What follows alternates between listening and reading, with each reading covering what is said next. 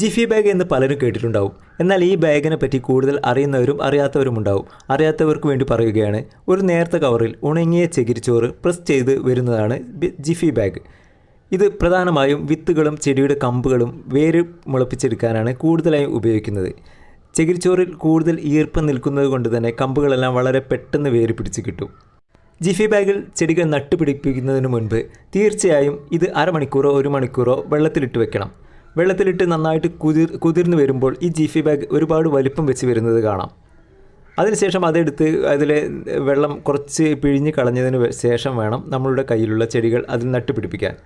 Gephi bag ഏറ്റവും കൂടുതൽ ഉപകാരപ്പെടുന്നത് ഓൺലൈനായി ചെടികൾ കച്ചവടം ചെയ്യുന്നവർക്കാണ്. എന്തെന്ന് വെച്ചാൽ ഓൺലൈനായി ചെടികൾ കൊറിയർ ചെയ്യുമ്പോൾ മണ്ണോടുകൂടി അയക്കുമ്പോൾ വലിയൊരു സംഖ്യ കൊറിയർ ചാർജ് വരും. എന്നാൽ ഇതിൻ്റെ മണ്ണെല്ലാം അടർത്തി മാറ്റുമ്പോഴോ ചിലപ്പോൾ വേരിനെല്ലാം ഇളക്കം സംഭവിച്ച് ചെടിക്ക് വാട്ടം സംഭവിക്കാം. എന്നാൽ ജിഫി ബാഗിൽ വെച്ച ചെടി അതുപോലെ തന്നെ നേരിട്ട് അയച്ചു കൊടുക്കാം. ഒട്ടും വെയിറ്റ് കൂടുതലില്ലാത്തത് കൊണ്ട് തന്നെ കൊറിയർ ചാർജ് അധികം വരികയുമില്ല. ജിഫി ബാഗിൽ കമ്പുകൾ നട്ടുപിടിപ്പിക്കുമ്പോൾ നമ്മൾ പ്രധാനമായും ശ്രദ്ധിക്കേണ്ടത് ജിഫി ബാഗ് ഒട്ടും ഇളകാതെ സൂക്ഷിക്കണമെന്നുള്ളതാണ്. ചെറിയൊരു ഇളക്കം തട്ടിയാൽ അതിനുള്ളിലെ ചകിരിച്ചോറെല്ലാം മൊത്തമായി ഇളകും. അതോടുകൂടി കമ്പുകൾക്ക് പിന്നെ വേരുകളൊന്നും വരാതെ നശിച്ചു പോകാൻ സാധ്യതയുണ്ട്.